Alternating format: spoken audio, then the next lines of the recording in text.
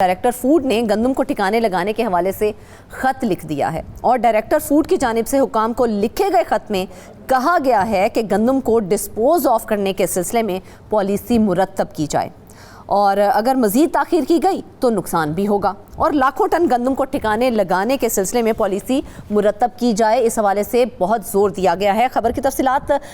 کے حوالے سے مزید جان لیتے ہیں، ہمارے ساتھ نمائندہ کراچی موجود ہے زاہد کھوکھر۔ زاہد، سب سے پہلے تو یہ بتائیں کہ سندھ عاموں میں 1 کروڑ سے زائد کی گندم کی بوریاں خراب ہونے کا خدشہ ہے، اس کے باوجود اب تک اس کا حل کیوں نہیں نکالا جا رہا؟ جی تھینک یو سو مچ۔ یہ بدقسمتی کی بات ہے کہ سندھ کے اندر اس طرح کے معاملات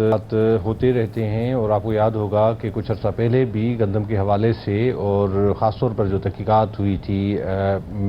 سندھ حکومت کی جانب سے یا چیف سیکرٹری کے احکامات کی روشنی میں چیف منسٹر انسپیکشن ٹیم کی جانب سے، اس پر بھی ہم بات کریں گے، مگر یہ جو معاملہ آیا ہوا ہے یہ تو اربوں روپے مالیت سے یہ گندم خریدی گئی تھی اور اب یہ سڑ رہی ہے، خراب ہو رہی ہے۔ اب تو ہمیں جو اطلاعات ذرائع نے بتائی ہیں کہ شاید اب یہ تو انسانوں کے لیے استعمال کرنے کے بھی قابل نہیں رہی ہے۔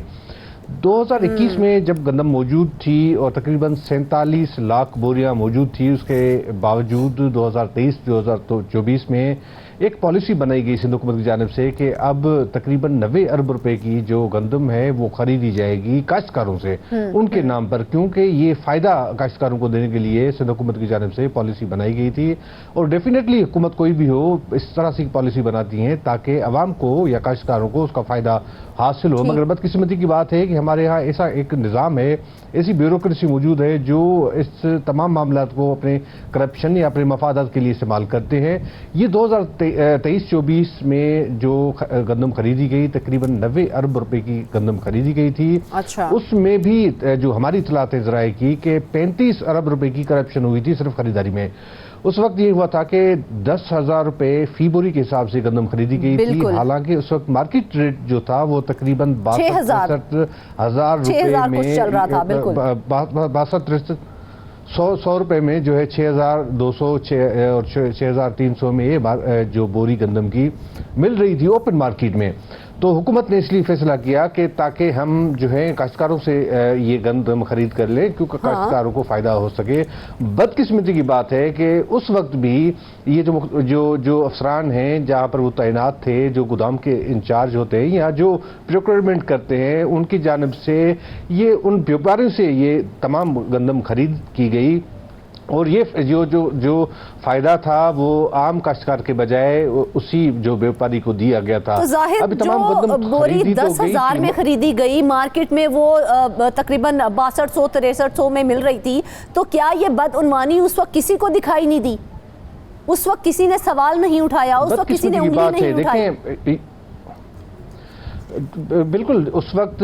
پورے اگر پاکستان کی پالیسی کی ہم بات کریں کہ وفاق نے بھی کہا تھا کہ ہم خریدیں گے نہیں، پنجاب صوبے نے بھی کہا تھا اور دیگر صوبوں نے بھی اس حوالے سے انکار کیا تھا کہ جب مارکیٹ میں اتنی سستی گندم مل رہی ہے تو سرکاری ریٹ پہ زیادہ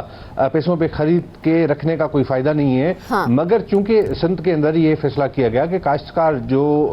اس کو نقصان ہوگا اور جو اس نے جو اتنا عرصہ جو ہے وہ ایک پورا سال جو ہے کاشتکار انتظار کرتا ہے کہ کافی علاقوں میں صرف گندم کی فصل ہوتی ہے، تو اس لیے کہ سرکاری ریٹ پر یہ گندم خریدی جائے گی اور مختلف گودامز کے اندر رکھی جائے گی۔ اس میں بھی بڑے پیمانے پر یہ کرپشن کی گئی اور اب پتہ نہیں ہے کہ کتنی گندم موجود ہے۔ اس وقت سرکاری اعداد و شمار جو ہیں اس کے مطابق 1 کروڑ تقریباً 37 لاکھ بوریاں جو ہیں وہ سندھ کے مختلف گودامز میں موجود ہیں اور وہ ان کو ٹھکانے لگانے کی ضرورت ہے۔ ہمیں جو ذرائع نے بتایا ہے کہ یہ تو سرکاری اعداد و شمار ہے، موجود ہیں، اس کا مطلب ہے کہ اس پہ اربوں روپیہ خرچ کیا گیا ہے، تو اربوں روپے کی گندم خرید کے عوام کو سستا آٹا فراہم کرنے کی بجائے وہ دیکھا جائے تو وہ گل سڑ رہی ہے، تو اس کا ذمہ دار پھر کون ہے؟ جی بالکل، ذمہ دار تو وہی ہیں جو محکمے کے اندر جو افسران ہیں وہی ذمہ دار ہیں، مگر دوسری میں آپ کو دلچسپ بات بتانے جا رہا ہوں کہ جو ہمیں ذرائع نے بتایا ہے کہ ایک تو سرکاری اعداد و شماری ہے کہ 1 کروڑ 37 لاکھ بوریاں موجود ہیں، یہ سرکاری ریکارڈ کے مطابق، کیونکہ جو تقریباً 12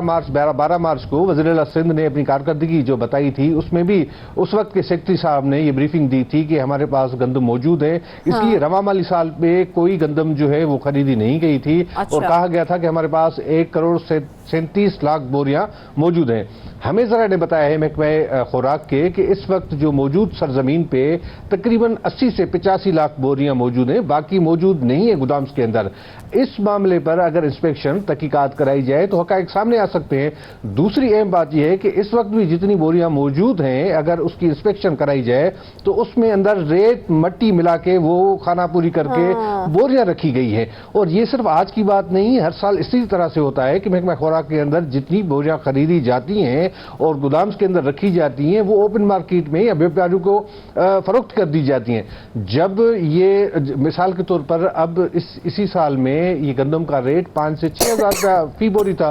तो अब इसमें भी उन्होंने 10,000 रुपये वाली बोरी पे जब मार्केट ज़्यादा होती है तो व्यापारियों को मार्केट में बेच देते हैं, फिर वो गंदम वापस जो सस्ते दामों में खरीद कर रख लेते हैं। मगर अब जब इस मामले की तहकीकात कराई जाएगी जाहिद, यहाँ तो हम सूरत हाल ये देख रहे हैं कि उन गोदामों में 2021 से गंदम की बोरियां पड़ी हुई हैं जो आज तक इस्तेमाल नहीं हो सकी हैं। तो क्या हुकूमत की जानिब से जब गंदम की खरीदारी की जाती है या किसी भी चीज़ की खरीदारी की जाती है तो क्या उस हवाले से कोई मनसूबाबंदी नहीं की जाती कि आज हम इसको खरीद रहे हैं, कल हमने इसको कहाँ पर और कब कब इस्तेमाल करना है?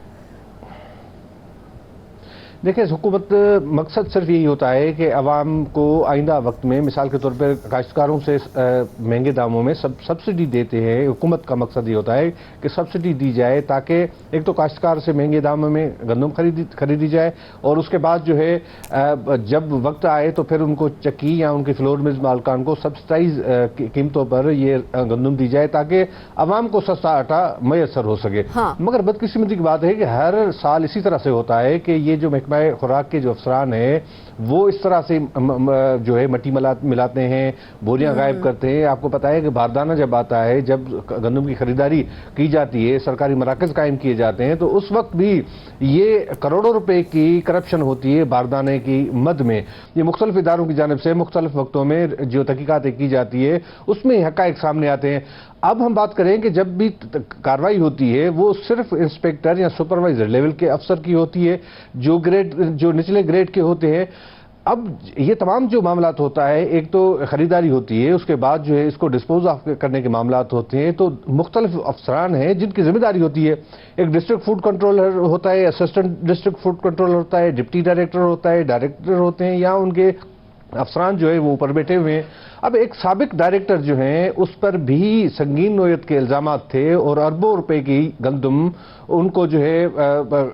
खुर्द-बुर्द करने के इल्जामात थे। बदकिस्मती की बात है कि उस साबिक डायरेक्टर के खिलाफ ऐसी इस वक्त तक कोई तहकीकात नहीं हुई है या उसके खिलाफ कोई कार्रवाई नहीं हुई है। जो एक नैब की जानिब से तहकीकात मुंतकिल की गई थी सिंध हुकूमत को, चीफ सेक्रेटरी सिंध के अहकामात पर सीएम इंस्पेक्शन टीम की जानिब से ये तहकीकात की गई और उसके भी नताइज नहीं मिले हैं। हमें जो इतलात मिली हैं कि सीएम इंस्पेक्शन टीम ने कहा है कि जो इसमें कंप्लेनेंट थे वो भी महकमे के एक फूड इंस्पेक्टर हैं, तो उनकी जानिब से जो शवाहिद फराहम किए गए हैं वो नाकाफी हैं।